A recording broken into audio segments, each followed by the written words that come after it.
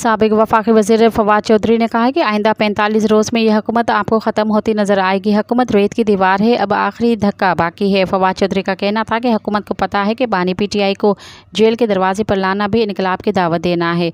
जिस दिन बानी PTI जेल से रिहा होंगे, सड़कों पर लोगों का जम गफीर होगा। उनका कहना था कि हुकूमत बौखलाहट का शिकार है। हुक्मरान टोले ने लोगों को तकसीम कर दिया है। इस हुकूमत के तमाम पॉलिसियों की बुनियाद जुल्म और बर्बरियत से है। मुल्क इन पॉलिसियों पर नहीं चल सकते।